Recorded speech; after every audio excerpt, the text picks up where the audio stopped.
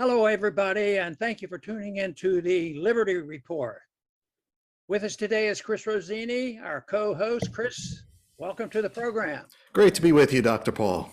Good. There were a lot of announcements this morning before our program, and the markets are digesting it because there was an announcement on unemployment, and the unemployment rates went, way down. Fantastic. Many jobs created, more than anybody expected. And it sounded like great news. But this indicates how the reaction is on Wall Street, depending on dealing with what will the Fed do about it.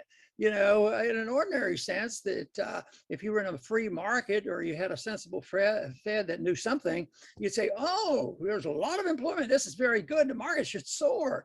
But exactly the opposite happened. Who knows? They may be back up already. But the initial reaction was for the market to go right down, because the market players, the people who want to jump on every bit of information, they said, oh, the market's doing better. This is good news. So that means, let's see, what does that mean for the Fed? Oh, the Fed will have license now to inflate because they are a little worried about the prices going up. Oil's up to $92 a barrel, which is something nobody even talked about today. But anyway, the interesting thing, and something we want to talk about today, is how the Fed operates. What do they know, and why are their reactions? And then how do the millions and millions of people and billions, if not trillions of dollars being shifted around on one word or one interpretation? And the truth is, the Fed really doesn't know exactly what they're doing, and it's guesswork. And that's also why there's such chaos. And I think one of the basic things, Chris, that they have wrong, and we'll talk about the many basic fallacies that we think exist, and that is the inability to identify with a unit of account, which means, can you define the unit of account? Most people say, well, what are you talking about? Well, it used to be a long time ago, for many centuries, there was a unit of account, and it was a weight of gold or silver. And the most long-lasting was a weight of gold, and that was the unit of account. And they would measure things, and that sort of settled things and smoothed things out, because there's tremendous number of transactions between supplier and consumers, and how to come together. The visible hand, how does it work, and how do you make these calculations? But you have to have a unit of account. And I always make the analogy that this is like trying to build a skyscraper and you don't have a unit of measurement, and it doesn't work out so well. So they're trying to build an economy without a unit of account. And one of the most important things on that, of course, would be once you get the unit of account, is what do they charge? What is the interest rate to move it around? So, Chris, I think there's several things that we can talk about today, the fallacies that go on. And I think that's so important. The fallacies are the beliefs they have, the economic beliefs. And we're not challenging the Austrian economists, the free market economists, hard money economists. We're challenging, probably nearly 100 years of Keynesian type of economic interventionism and the declaration that fiat money is okay. That's what we're challenging. But there's been many fallacies that have been preached at our universities, and many fallacies that they practice that leads to this chaos that we have. And the way I see it, Chris, is that it's not just the Fed that messed things up now, because it was this additional problem thrown in with intervention in the economy and the lockdowns and the things that we have talked about on this program for a long time, because that has caused a lot of pain and suffering as well. Chris? Right, and part of the pain and suffering that we're all experiencing is the price inflation, with gas prices, food prices. These are very important prices. But the way to avoid this is for the Fed not to counterfeit money or manipulate interest rates. But that's why the Fed is there, to manipulate interest rates and counterfeit money to finance the government. So the moment that the Fed starts this process, they assure that there must be at some point a recession or depression in the future. This is unavoidable because we're dealing with economic laws. So when they artificially push down interest rates, we don't have real interest rates, and inflate the money supply, they create a bubble. when the prices go up and they want to fight those price rises, they'll raise interest rates and pop the bubble. It's not hard to understand. And they believe that they can control this process. And it may appear that way for a while. You know, it's been a while. The Fed has been around for a while. But ultimately, they reach a point where they can't. And we got a good glimpse of this back in 2008, where these monstrous major brokerage firms, Lehman Brothers, Bear Stearns, not only did they take a hair, they disappeared completely.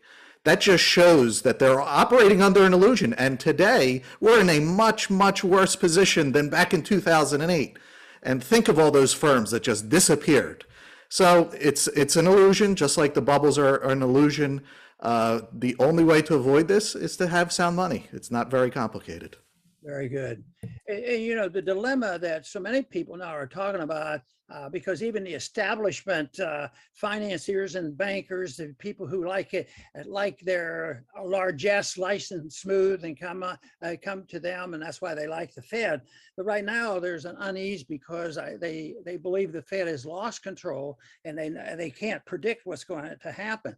But I think what they're doing right now, everybody's recognizing this, and they said the Fed is trapped because the price inflation is there, and they know how big a political issue that is, and the people are reacting to it.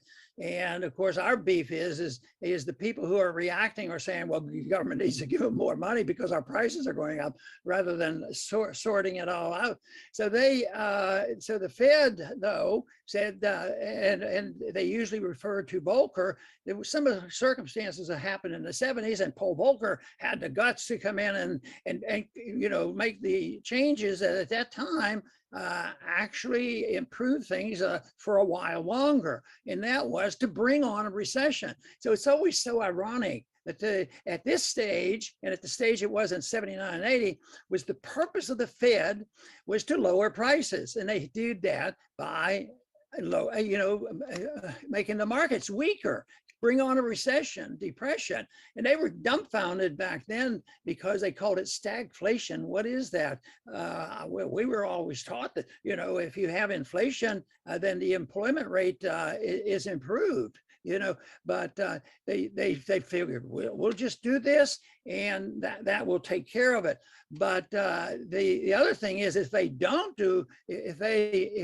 bring on the recession, then they say they're going to have too much inflation, and these conditions don't exist in free markets. Maybe to a minor sense, but you don't have 5, 6, 7 people, whoever's involved in monetary policy. You don't have that, because the assumption that most Austrian economists and free market people say is, how do they know? They don't know what the money supply should be.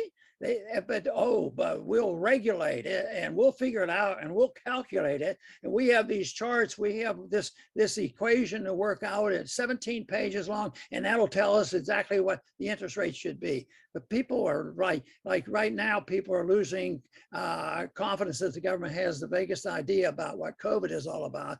And I think a lot of people right now are saying the Fed are, between a rock and a hard place. And this is what they're struggling to do. They're struggling to try to find out and give us information that they don't have because they don't know it. And that's why the chaos is going to continue, because my prediction under these circumstances is, even though Volcker did it to a reasonable amount of success, he brought on a bad recession, and that calmed the markets down.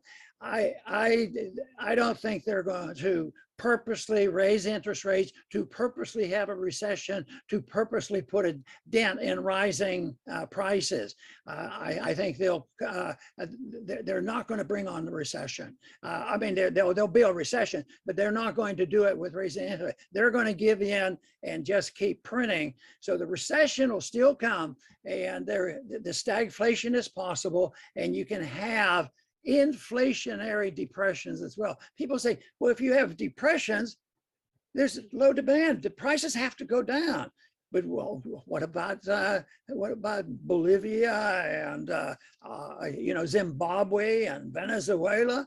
They have tremendous inflation, but a very weak economy. And the weak economy, did that bring down prices? No, it destroyed the value of the money. So they are in a dilemma, but it'll be interesting to see. Unfortunately for me, I'm fascinated with this because it's because it's psychological. How are they going to react? What are they going to do? What's the market going to do? It is all unpredictable. So you can have a guessing game, but it's not good economic policy. Let me tell you what we're doing here. We're living on the edge of a very dangerous situation. Chris. Absolutely, Dr. Paul. And speaking of psychology, they've done a fantastic job of fooling people into believing that the stock market is it.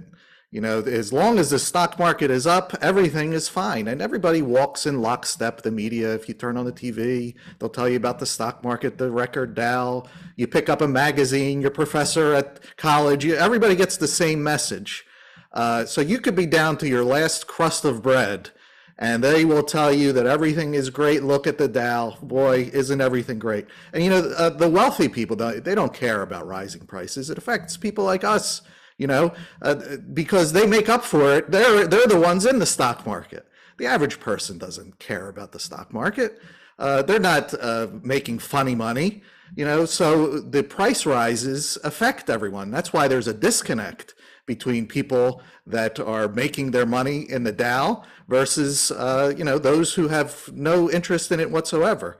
Now, that's not to say that's not to put down stock market per se. The stock market is very, very important, especially if there was a free market economy.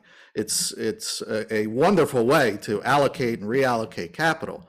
But the stock market has to tell you the truth. It has to tell you the truth about supply and demand and the state of the economy. We do not have that today. Our current system is illusions. Things look great, like Dr. Paul said. You know, it's illusionary, and the only way to get rid of this fantasy world illusion is, again, to have sound money and free markets.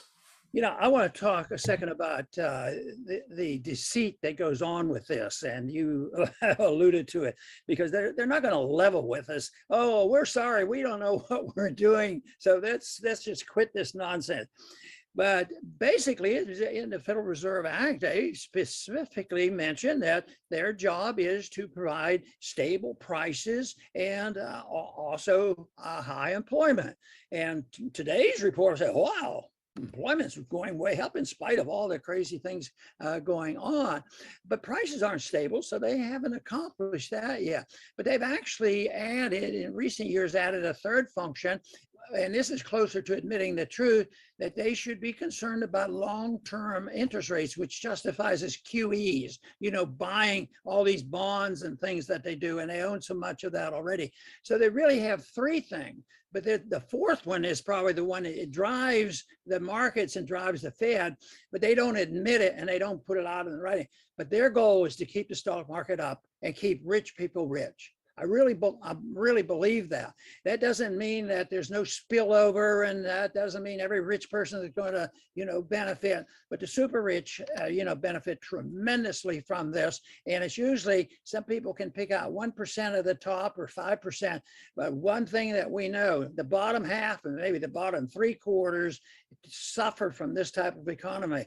But my point is the market really, this is the interference, and one of the probably the number one purpose of the Federal Reserve under current circumstances is to take care of the wealthy by manipulating the stock market and making sure these stocks go up. And already, you know, in spite of, you know, the market surviving and people, you know, surviving, you could see even some rich people can lose under these shaky markets. There's too much imbalance. So they will have a job even carrying out this. They're not going to be able to carry out, you know, stable prices or deal with the unemployment. That's all going to get worse. So they're not accomplishing what they pretend to accomplish. But as of now, a lot of rich are benefiting, and a lot of rich will continue to benefit. But that, to me, is one of the most dangerous things going on, because that causes the conflict between the rich and the poor and the middle class, and sets the stage for the Marxists to move in. And see, we told you freedom doesn't work. That's why you need to join us in the effort to promote Marxism. Yes, Dr. Paul, that is a scary prospect, and they look for openings like that. And they'll easily claim this is free markets, this is freedom. There's nothing of the sort, not even close. This week we saw a new milestone was hit by our fiscally conservative government. They hit 30 trillion in debt this week. I mean, what a scheme they have going. They just pay off old debts with new debts. And they think that they can do this forever. And some of them may say, well, look, it's 30 trillion. What's unsustainable? When does it stop? And no one could possibly know the answer to that. But it's best to look around. Let's see how things are. Look at the mentality of the people. They think that what government does is free jabs, free masks, free stimulus. All this free stuff is not, it's not free at all. And so many people in our country have been accustomed to having their hands out. Give me more free stuff. I have a right to it, they claim. And it's not just individuals, it's companies, it's states that need bailouts, it's other countries that the US props up. It's such a massive thing that they have going. And when you do this, the demands only get greater. They never go down. The more handouts, more free, so-called free stuff you give, the more hands will appear in your face.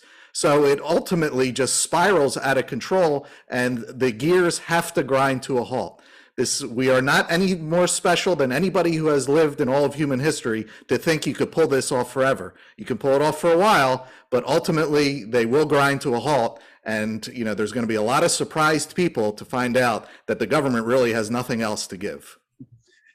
Chris, it's a very important item that you brought, the issue of debt, because you can bring all this together if you think just about the debt. Why is it there? Who benefits, and how that interferes with the markets, and how it interferes with economic growth? Because debt is a big item, and right now, if you look at what's happened the last decade, it's unbelievable.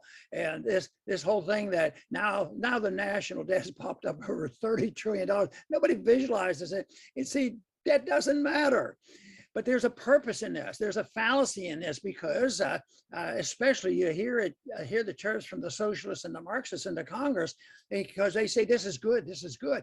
And even the Fed, how many years did they talk about our purpose is to get the interest rates up, prices up. We need more inflation, at least 2%. And what they're talking about is devaluing the currency and the value of their currency of all people who might save their money, and act like a human being. The 2%, that was their goal. And all I could think every time they said 2%, 2%, when it hit 2%, it's gone. It was lasted for about one day. The next number I heard was 5%, and now we have to talk about 10%. But the purpose of it, and the reason why they want inflation, they think it's okay, is they know debt is bad. So you have to pay off the debt. And the market demands that it be liquidated.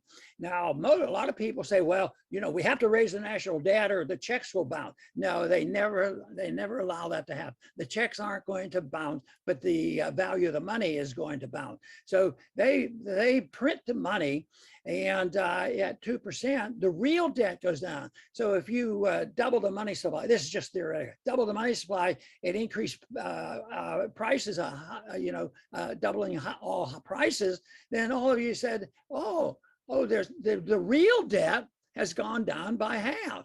So the real debt goes way down, and that's what they're doing. They're liquidating debt because you can pay it off with cheap money.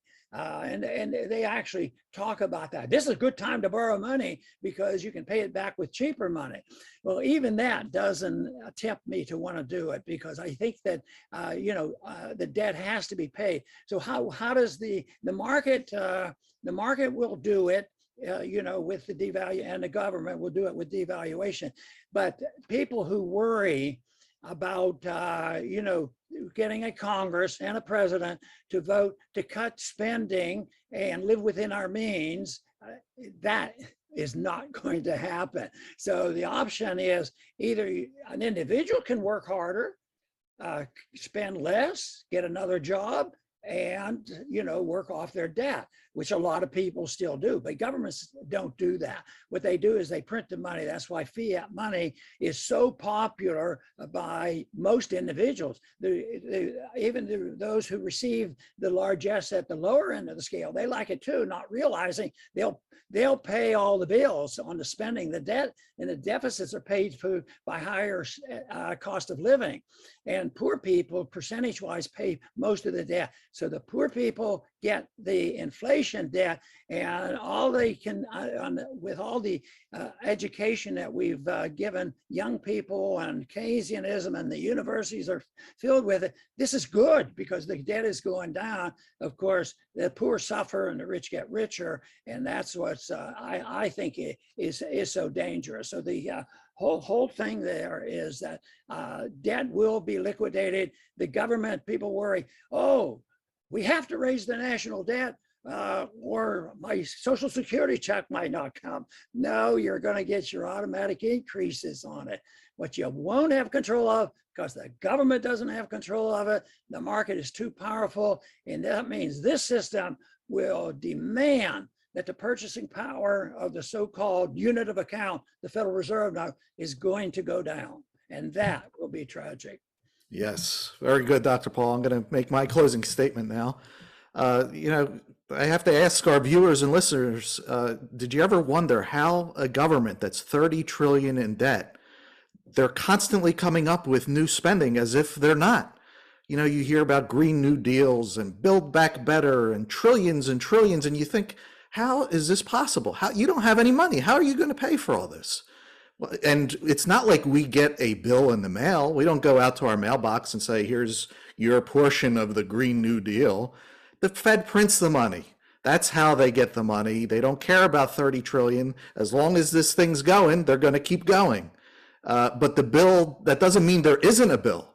As Dr. Paul pointed out, we see the bill when we go to the supermarket, when we go to the gas station. That's the bill. When you have these rising prices, there are no free lunches, but what this system is a government that has no financial restraints. Whatever they want to do, the Fed will accommodate. They'll print the money for it. And when you have a government with no restraints, you eventually will have people in those governments who believe they have no restraints whatsoever, not just financial. And look at COVID, how they treated everyone. They believe that they have no restraints. They'll tell you to sit in your house and that's it. Now, of course, in the end, there are financial restraints. It's called economic laws. It's called supply and demand. And when the time is up, the time will be up. And it will be a major adjustment for everyone. The people in government, the people relying on government, who believe them this whole time. We're here to just provide the alternative. First, explain the truth, but also to provide the alternative ideas. We need sound money. No one should be ever allowed to counterfeit, just like our founders wanted. We need free markets. Separate corporations from the government. Right now, they are attached to the hip, and everybody can see it. And finally, and most importantly, we have to, as Dr. Paul has championed for all these years, audit and then finally end the Fed. Okay, very, very good, Chris. And I'm going to close with talking about an additional factor that is used in a different program that is used to manipulate the Fed to protect the very wealthy. This has to do with the collusion between the financial markets, which is more direct and more open now with the Federal Reserve. And what I'm talking about is Larry Fink and BlackRock. They are under management, the largest management of investment funds of anybody, and it's over $1 trillion that they manage fund. But they also, Larry Fink works in collusion with the Federal Reserve. He actually plays a role in it. He's part of it because he has a lot to say about the distribution of the day-to-day activity, where the money goes. Because, most of the money that bails out the economy, or supposed to, occurs in secret. It's just Fed doing it behind the scene to the tune of trillions and trillions of dollars. Yes, the Congress gets involved and they pass a bill here or there, but it's a collusion between corporations. It's part of this whole idea of the purpose of the Federal Reserve is to protect the very wealthy. So that is going on constantly. And the one thing that is very sinister and we should all be concerned about is the appointees to the Federal Reserve Board, as well as the appointees to the Supreme Court. One of the tests they have is they have to be woke. It's the wokeism movement. Larry Fink is part of that. They're part of this radical environmentalism to use this to emotionalize the issue so that they can do these things. And of course, the administration is lockstep in there, and anybody who gets appointed have to be woke. And we're starting to see the backfire of this. Part of the wokeism was Black Lives Matter. They were interfering there with Soros pumping that money in. And look, at least they got caught. They're in a little trouble, but the penalty will not be very, very severe. I'll tell you. I think it will be minor compared to what happens if somebody commits a crime and they go and they demonstrate at the U.S. Capitol. You get locked up forever if you do something like that. So this whole system is directed, and these items that we talked about today that motivated me early on when I first started studying this, especially in the time of before the Bretton Woods broke down in 1971, on the overwhelming importance of controlling a very powerful currency, a world currency, as the reserve currency of the world, at the same time and having a powerful military and can sort of run the world. But that's coming to an end too as the economy crumbles. I think the power and the illegal, immoral approach to us in the international world by starting wars. We worry about a coup. There was a coup occurring on January 6th. Do you have any idea how many coups we participated in over the last 70 years? And one of the biggest ones that has caused trouble to this day was getting rid of Mossadegh in Iran in 1953. I mean, that's what really started it, and they remember that. Americans don't remember very much about history, but I'll tell you what, there are some people in the Middle East that believe they've been mistreated by us. They never forget, and we have to remember that. We have to get people to remember what it was like in America when we were a free country. I want to thank everybody for tuning in today to the Liberty Report. Please come back soon.